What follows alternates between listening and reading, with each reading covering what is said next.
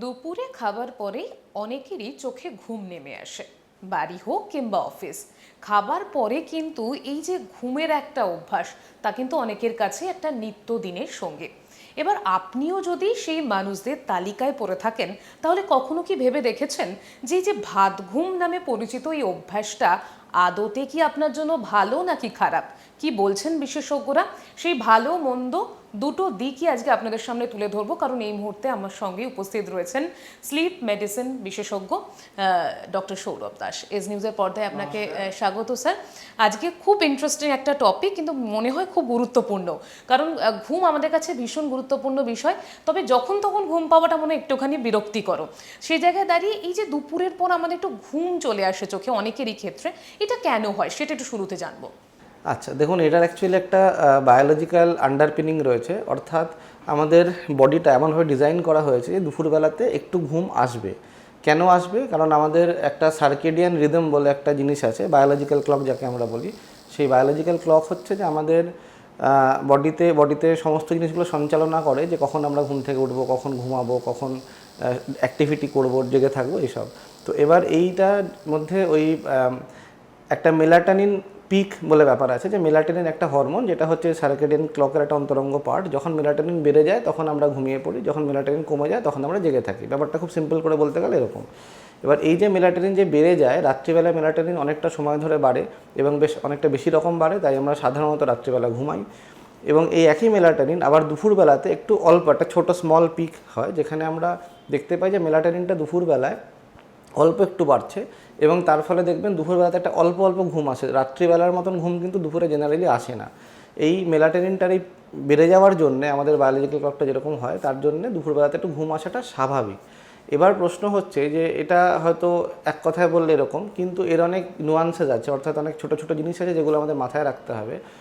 যেমন ধরুন, একটা কথা আছে যেটাকে আমরা বলি পাওয়ার ন্যাপ। হ্যাঁ, এটা আজকাল প্রচুর ডেভেলপড কান্ট্রিজে, যেমন জাপান বা ইউএসএতে পাওয়ার ন্যাপের কনসেপ্ট এসেছে, এবং সেখানে অফিস এমপ্লয়ীদের অফিসিয়ালি তাদের অ্যালাউ করা হচ্ছে যে একটা 15 মিনিটস বা 30 মিনিটস পাওয়ার ন্যাপ নিয়ে নেওয়া। তাদের দেখা গেছে তাদের কাজের প্রোডাক্টিভিটি অনেক বেটার হচ্ছে, এবং দেখা গেছে তারা যে যদি একজন লোক ওই 15 মিনিট বা আধা ঘন্টা পাওয়ার ন্যাপ নিয়ে তারপরে সে তার যাই কাজ সে করুক, সেটা যদি সে করে, দেখা গেছে তার প্রোডাক্টিভিটি অনেকটাই বেশি কম্পেয়ার টু কেউ টানা কাজ করছে ওই 15 মিনিট বা আধা ঘন্টা পাওয়ার ন্যাপ না নিয়ে। এবার এটা কেন হয়? এটা এই জন্যে হয় যে ওই যে মেলাটোনিনটা যখন বাড়ে, সেই সময় যদি আমরা একটু ঘুমোতে পারি অল্প করে, তাহলে আমাদের ব্রেনের সাইকেলটা আবার রিফ্রেশড হয়ে যায়। আমাদের ভাবনা চিন্তা, থটের ক্ল্যারিটি, মনে রাখা, এইগুলো বেটার হয়, এবং সারাদিনে যা কাজ করলাম পাওয়ার ন্যাপের আগে অবধি সেগুলো বেটার মেমোরিতে কনসলিডেট হয়। আবার তারপরে ফ্রেশ নতুন করে মেমোরিতে আমরা জিনিসপত্র নিতে পারি।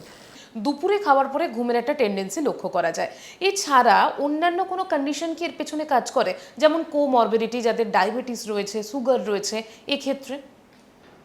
দেখুন, এখানে শুধু কোমরবিডিটি নয়, অনেক রকম ফ্যাক্টরই কাজ করে। যেমন একটা আমি বলেছিলাম যে দুপুরবেলাতে ঘুমের টেন্ডেন্সি একটা আসে।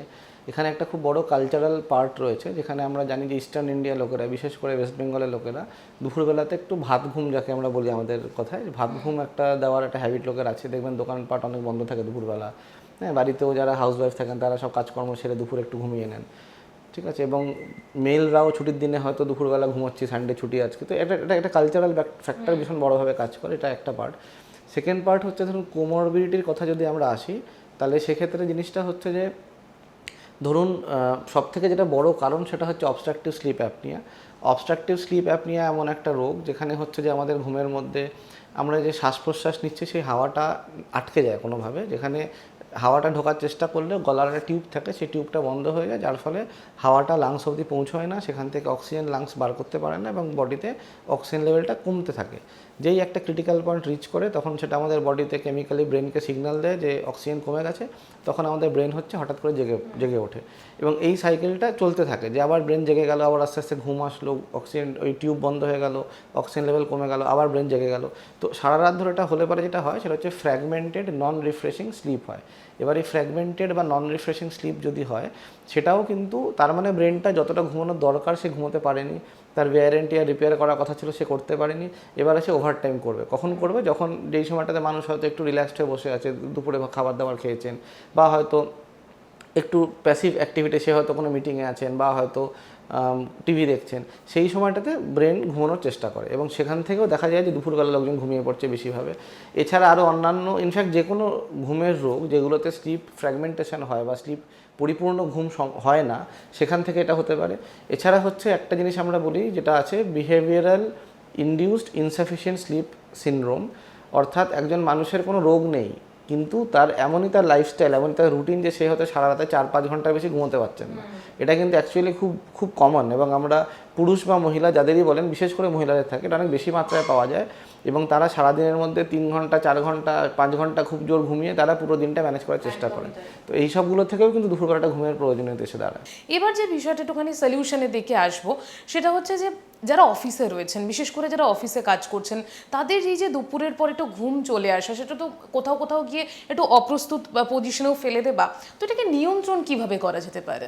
দেখুন, প্রথম কথা, এটা আমরা শুধু দুপুরের ঘুমের কথা ভাবলে হবে না, আমাকে সারা 24 ঘন্টা ঘুমের কথাটা ভাবতে হবে। যে যদি দুপুরের ঘুমটাকে বন্ধ করতে হয় বা সেটাকে অ্যাভয়েড করতে হয়, তাহলে এটা এনশিওর করতে হবে যে সে রাত্রিবেলা অন্তত 7 থেকে 9 ঘন্টা ঘুমোচ্ছেন।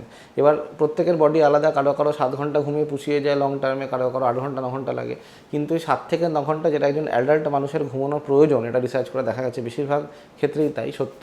এবার সেক্ষেত্রে যাদের ঘুমানো মানে ওই 7 থেকে 9 ঘন্টা সে রাত্রিবেলা ঠিক করে ঘুমোতে পারেন এবং সকালবেলা ওঠার পর থেকে তার অ্যাক্টিভিটি লেভেলটা ঠিকঠাক রাখতে পারেন, তাহলে কিন্তু দুপুরের ঘুমটা অ্যাভয়েড করা সম্ভব। কিন্তু তার আগে আবার যেটা বললাম, জানতে হবে যে তার মধ্যে কোনো আন্ডারলাইং ডিজিজ আছে কিনা বা ডিসঅর্ডার আছে কিনা, সেটাকে থাকলে পরে ট্রিট করতে হবে। কারণ যদি ট্রিটমেন্ট না হয়, তাহলে যতই সে রাতে 7 ঘন্টা 9 ঘন্টা ঘুমানোর চেষ্টা করুক, তার দুপুরে ঘুম আসবেই।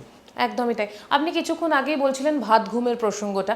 এই যে ভাত ঘুম মানে ভাত খাবার একটা ব্যাপার, কার্বোহাইড্রেট বা ভাত এই জাতীয় খাবারে কি ঘুমের পেছনে একটা বড় কারণ? তাহলে কি আমাদের খাবারের দিকটাও একটুখানি ভেবে দেখতে হবে? দেখুন, এখানে না এখানে বেশ কিছু থিওরি আছে। যেমন ধরুন, আমাদের Indian diet is mostly full of carbohydrates, ঠিক আছে? এবার কার্বোহাইড্রেট যখন আমাদের স্টমাকে যায়, তখন সেক্ষেত্রে হচ্ছে যে কার্বোহাইড্রেটকে মানে হজম করানোর জন্য, ডাইজেশন করানোর জন্য, তখন আমাদের স্টমাক বা ইন্টেস্টিন সেখানে অনেক রক্ত সঞ্চালন হয়, ঠিক আছে? ব্লাডটা আমাদের বডি থেকে কেন্দ্রীভূত হয় আমাদের পেটের এরিয়াতে, যেখানে ওই রক্ত সঞ্চালন দরকার, বিকজ ওখানে তখন পেরিস্টলসিস নামক একটা মুভমেন্ট হচ্ছে, পুরো খাবার ডাইজেশন প্রসেসটা হচ্ছে, এবং সেই কারণে তখন যেরকম পা থেকে হাত থেকে ব্লাড পেটের দিকে ঢুকছে, সেরকম মাথা থেকেও ব্লাড কিন্তু পেটের দিকে ঢুকছে, এবং সেই কারণে খাওয়ার পরে একটা ঘুম ভাব একটা তৈরি হয়, যেটাকে আমরা ভাত ঘুম বলি। এবং এটা দেখা গেছে, এটা সত্যি এটা দেখা গেছে যে ধরুন যদি কেউ বেশি প্রোটিন বেসড খাবার খায়, যেমন ধরুন যেগুলো ইউরোপিয়ান ডায়েট বা ইউরোপিয়ানই বলবো, আমেরিকান ডায়েট তো অনেক বেশি হতেও কার্ব থাকে, ইউরোপিয়ান ডায়েট বা ধরুন ইস্টার্ন ডায়েট যেমন জাপান বা সাউথ ইস্ট এশিয়া, সেই সব জায়গাকার ডায়েট হচ্ছে অনেক বেশি প্রোটিন বেসড, এবং সেই প্রোটিন বেসড ডায়েটে কিন্তু অতটা মানে ডাইজেশনে অতটা অসুবিধা হয় না, অতটা ব্লাড লাগে না, সেই কারণে ওদের ঘুম ভাবটা একটু কম হয়।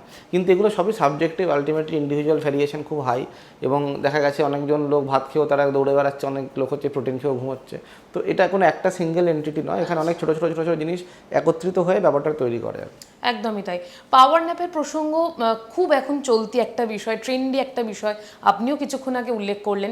কিন্তু পাওয়ার ন্যাপ কীভাবে নেওয়া উচিত, বা মানে অ্যাকচুয়ালি পাওয়ার ন্যাপটা কী, সেই প্রসেসটা বা সেই সম্পর্কে কিন্তু আমাদের মনে ধারণা খুব কম। তো পাওয়ার ন্যাপ তো নেব, কীভাবে নেব, কী প্রসেস রয়েছে এটা সঠিক? পাওয়ার ন্যাপ হচ্ছে একটা খুবই শর্ট ডিউরেশান, ধরুন 10 মিনিট 15 মিনিট, খুব জোর আধা ঘন্টা একটা পিরিয়ড, যেখানে একজন মানুষ usually in the afternoon after lunch সে একটু রেস্ট নিচ্ছে এবং হয়তো ঘুমিয়ে পড়ছে। এবং দেখা গেছে যে যদি ঠিক করে সে এই প্রসেসটা করতে পারে, তখন কিন্তু একটা রেস্টফুল স্লিপ হয়। অ্যাকচুয়ালি এর পেছনে কারণটা হচ্ছে যে আমাদের ঘুমের যে সাইকেলগুলো আছে, আমরা যখন 7 ঘন্টা বা 9 ঘন্টা ঘুমে, আমরা টানা একই রকমভাবে ঘুমাই না, তার মধ্যে অনেকগুলো পার্ট আছে। যেমন একটা হচ্ছে লাইট স্লিপ বা N1, আরেকটা হচ্ছে সেটাও লাইট স্লিপ, সেটার নাম হচ্ছে N2, একটা হচ্ছে ডিপ স্লিপ যেটা N3, একটা হচ্ছে র্যাপিড আই মুভমেন্ট স্লিপ বা REM, এবং আরেকটা হচ্ছে ওয়েক অর্থাৎ জেগে গেছি। এবার এই যে 5টা জিনিস আমি বললাম, সেগুলো সাইকেলের মতো ঘুরতে থাকে সাইক্লিক্যাল আকারে, যে প্রথমে N1 হবে, তারপর N2 হবে, তারপর N3 হবে, তারপর REM হবে, আবার N1 হবে, N2 হবে, এরকমভাবে ওটা হতে থাকে। এটা এক একটা পুরো রাউন্ডকে আমরা বলি এক একটা সাইকেল। এরকম সারা রাত মানে 7 ঘন্টা 8 ঘন্টার মধ্যে অন্তত 3 থেকে 4খানা কমপ্লিট সাইকেল হয়। সাইকেলটা হচ্ছে প্রথম সাইকেলটা ছোট হয়, যত সাইকেলগুলো বাড়ে তত সাইকেলগুলো বড় হয় সাইজে, ঠিক আছে? মানে প্রথম সাইকেলের ডিউরেশন সব থেকে কম, লাস্ট সাইকেলের ডিউরেশন সব থেকে বেশি। এটা হচ্ছে ফিজিওলজি, নর্মাল হিউম্যান ফিজিওলজি। এবার হচ্ছে যে ধরুন ওইটা যদি সে ঠিকঠাক রাত্রিবেলা ঘুমটা ঘুমোতে পারে, তাহলে যখন সে দুপুরবেলা ওই যে ঘুমোচ্ছে ধরুন 15 মিনিট বা আধা ঘন্টা, তখন তার মধ্যে কিন্তু তার একটা স্লিপ সাইকেল কমপ্লিট হয়ে যাচ্ছে, এবং সেই যে কমপ্লিট হয়ে যাচ্ছে সেখান থেকে তাকে একটা রিস্টোরেটিভ একটা ফিলিং দিচ্ছে এবং তার মধ্যে হচ্ছে যে তার ব্রেনটা অনেকটা অ্যাক্টিভ এবং সতেজ ফিল করছে, এই পুরো ব্যাপারটাকে আমরা পাওয়ার ন্যাপ বলি। একদমই তাই। আর ঘুম নিয়ে বর্তমানে অনেক কমপ্লেন রয়েছে সাধারণ মানুষের, যে ঘুম প্রপারলি আসে না, রাত্রিবেলা মানে ঘন্টার পর ঘন্টা কেটে যাচ্ছে, ঠিকমতো ঘুমাতেই পারছি না। কিন্তু আপনার কথাতে এটা তো ক্লিয়ার যে প্রপার ঘুম হওয়াটা খুব ইম্পর্টেন্ট যে কোনো সমস্যার সমাধানের ক্ষেত্রে। তাহলে প্রপার ঘুমাবো কিভাবে, বা ঘুমানোর জন্য আমাদের কি কি ফলো করা উচিত? দেখুন, কতগুলো খুব বেসিক স্টেপস যেটাকে আমরা স্লিপ হাইজিন বলি, সেইটা মনে রাখা খুব ইম্পর্টেন্ট। তার মধ্যে একটা হচ্ছে প্রত্যেকদিন একটা রিজনেবলি সেম টাইমে ওঠা উচিত। ধরুন কেউ সকালবেলায় 6টায় ওঠেন এবং সে হয়তো অফিস যান, তারপরে হ্যাঁ, তো তার এবার উইকেন্ডে সে দেখা গেল 11টায় 12টায় উঠছে এবং ওটাতে স্লিপ সাইকেলটা ডিসরাপ্টেড হয়। যেই সময় নর্মালি আমরা ঘুম থেকে উঠি, আমাদের উচিত যে ছুটির দিনেও তার আশপাশে টাইম, হ্যাঁ আধা ঘন্টা 1 ঘন্টা দেরি হতেই পারে, কিন্তু it should not be a massive 3 hour 4 hour দেরি, তাহলে কিন্তু সাইকেলটা গন্ডগোল হতে পারে। এটা একটা ব্যাপার। সেকেন্ড হচ্ছে যখন আমরা ঘুম থেকে উঠছি তারপরে সারাদিনটা বিছানায় না যাওয়াটা উচিত। ধরুন অনেকে দেখবেন হ্যাবিট থাকে বিছানায় বসে টিভি দেখছেন বা ফোনে কথা বলছেন বা বিছানায় বসে খাবার খাচ্ছেন বা স্ন্যাক্স খাচ্ছেন, এই জিনিসগুলো অ্যাকচুয়ালি স্লিপকে ডিস্টার্ব করে এবং এটা উচিত যে বিছানায় না বসে অন্য যে কোনো জায়গা, চেয়ার, সোফা ইত্যাদি জায়গাতে বসে ব্যাপারটা করা উচিত। আচ্ছা, এছাড়া হচ্ছে ধরুন আমরা খুব কমনলি চা বা কফি খাই সকালে ব্রেকফাস্টের সময় বা অনেক সময় বিকেল টিকেলেও খাই। এবার এটা জানতে হবে যে চা বা কফিতে ক্যাফেইন থাকে। এবার ক্যাফেইন হচ্ছে এমন একটা জিনিস যেটা ডিরেক্টলি ঘুমের সাথে কম্পিট করে, অর্থাৎ ক্যাফেইন আমাদের বডিতে ঢুকলে ওটা অ্যাডেনোসিন নামক এক পদার্থকে আমাদের ব্রেনে একটা জায়গা সার্টেন রিসেপ্টর থেকে সরিয়ে দেয়। এবার অ্যাডেনোসিনের কাজ হচ্ছে ঘুমানো, আর ক্যাফেইনের কাজ হচ্ছে অ্যাডেনোসিনকে সরানো, অর্থাৎ ঘুমকে সরানো। এবার ক্যাফেইনের হাফ লাইফ হচ্ছে 6 ঘন্টা। অর্থাৎ আমি যদি 1 কাপ কফি খাই তাহলে হাফ কাপ, দুপুর 12টার সময় যদি আমি 1 কাপ কফি খাই তাহলে সন্ধ্যে 6টার সময় কিন্তু হাফ কাপ কফি আমার বডিতে রয়েছে। রাত 12টার সময় কিন্তু 1/4 কাপ কফি আমার বডিতে রয়েছে। এবার আমি যদি সারাদিনে 3 কাপ 4 কাপ 5 কাপ কফি খাই তাহলে আপনি বুঝতে পারছেন রাত্রিবেলা কতটা ক্যাফেইন আমাদের সিস্টেমে কাজ করছে। তো কফি বা চা হোয়াটএভার আমরা খেতে পারি, কিন্তু আইডিয়ালি বিকেল 4টে বা 6টার পর থেকে সেগুলোকে একদমই না খাওয়া উচিত, including cold drinks, because cold ড্রিঙ্কসে অনেকটাই ক্যাফেইন থাকে। আচ্ছা, এছাড়া হচ্ছে ধরুন অনেক সময় দেখা যায় যে অনেক মানুষ আছেন যারা সারাদিন কাজের জন্য জল খাওয়ার টাইম পান না, সন্ধ্যের পর থেকে প্রচুর বোতল জল খেয়ে ফেলেন এবং তাতে এটা হয় যে রাত্রেবেলা ঘুম আসছে, ঘুমের কোনো প্রবলেম নেই, কিন্তু তার এতটাই তার ইউরিনেশনের আর্জ আসছে বা ব্লাডারটা ফুল হয়ে গেছে, সেই মাঝে রাতে উঠে 2-3বার বাথরুম যাচ্ছে। তো সেটা বিশেষ করে বয়স্ক লোকেদের ক্ষেত্রে প্রযোজ্য। সেটা বলা হয় যে সন্ধ্যের দিকে জলটা রেস্ট্রিক্ট করা হোক, দিনের বেলা বেশি করে জল খাওয়া হোক, সন্ধ্যের দিকে সিপস অফ ওয়াটার নিতে হবে, নট গ্লাসেস অফ ওয়াটার।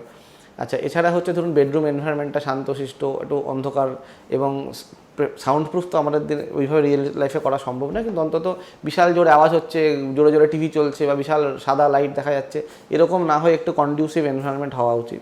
পরিষ্কার পরিচ্ছন্ন বেডশিট বা নাইট ড্রেস থাকলে সুবিধা হয়। কেউ বলেন যে শুতে যাওয়ার আগে একটু ওয়ার্ম বাথ, মানে হালকা উষ্ণ গরম জলে যদি স্নান করেন তখন অনেক ভালো ঘুম আসে। কেউ বলেন যে কিছু সার্টেন স্মেল আছে যেমন ল্যাভেন্ডার ইত্যাদি, সেরকম স্মেল থাকলে ঘুম আসতে সুবিধা হয়। কিছু এখন একটা নতুন হোয়াইট নয়েসের কনসেপ্ট বেরিয়েছে, মানে ধরুন এমন আওয়াজ যেগুলো কথাবার্তা নয় এবং যেগুলো খুব সুদিন, যেমন ধরুন ঝর্ণার আওয়াজ, ঝিঝি পোকার আওয়াজ, জঙ্গলের আওয়াজ, হ্যাঁ এরকম ধরনের কিছু আওয়াজ, এরকম আজকাল অ্যাপ বেরিয়েছে বা অনেক রকম সাউন্ড পাওয়া যায় ইউটিউবে, সেরকম শুনলে পরে ঘুম আসতে সুবিধা হয়। তো এই জিনিসগুলো আমার মনে হয় খুবই সিম্পল, খুবই বেসিক, এগুলো ইমপ্লিমেন্ট করা যেতেই পারে। আর সব থেকে ইম্পর্টেন্ট সেটা হচ্ছে যে মোবাইল ফোন। কেউ যদি রাত্রিবেলা খাওয়ার সময়, মানে খাওয়ার পর থেকে বা শুতে যাওয়ার সময় মোবাইলটা নিয়েছে, তাতে নেটফ্লিক্স একের পর এক সিরিজ দেখেই যাচ্ছে, তাহলে ন্যাচারালি তার ঘুম আসবে না। সুতরাং যা মোবাইল বা ট্যাবলেট বা কম্পিউটার হোয়াটএভার ডিজিটাল গ্যাজেটস আমাদের উচিত ডিনারের আগে অবধি রাখা। ডিনারের পর ডিজিটাল গ্যাজেট অ্যাভয়েড করা ভীষণ ইম্পর্টেন্ট। এবং প্রবাবলি আমি যতগুলো হাইজিনের স্টেপস বললাম তার মধ্যে সব থেকে ইম্পর্টেন্ট হচ্ছে লাস্টেরটা, যেখানে ওই মোবাইল হাতে নিয়ে শুতে যাচ্ছি এবং এক্সপেক্ট করছি আমার ঘুম সুন্দর এসে যাবে, দ্যাট ইজ নট পসিবল। তার মানে এটা পরিষ্কার যে একটা সুস্থ ঘুমের জন্য তার পেছনে যেমন একটা লাইফস্টাইল মডিফিকেশন রয়েছে, তেমন ফুড যে স্টাইল, আমাদের যে ফুড হ্যাবিট রয়েছে সেটাও আমাদের চেঞ্জ করতে হবে, সেখানেও আমাদের একটুখানি সচেতন হতে হবে। একদমই তাই। অসংখ্য ধন্যবাদ ডক্টর আপনাকে আমাদেরকে সময় দেওয়ার জন্য। এবং যে বিষয়টা নিয়ে এখন কথা হলো যে দুপুরে খাবার পরে যে ঘুমের বিষয়টা, সেখানে খানিক বিশ্রাম স্বাভাবিক হলেও অতিরিক্ত ঘুম কিন্তু মোটেই হালকাভাবে নেওয়ার বিষয় নয়। তাই সঠিক খাদ্যাভ্যাস এবং সঠিক জীবনযাপন, এই দুটোই কিন্তু আপনাকে আপনার ঘুম এবং শরীর দুটো জিনিসকেই সুস্থ রাখতে সাহায্য করবে। ক্যামেরায় চিরঞ্জিতের সাথে রিয়া রিপোর্ট, এস নিউজ।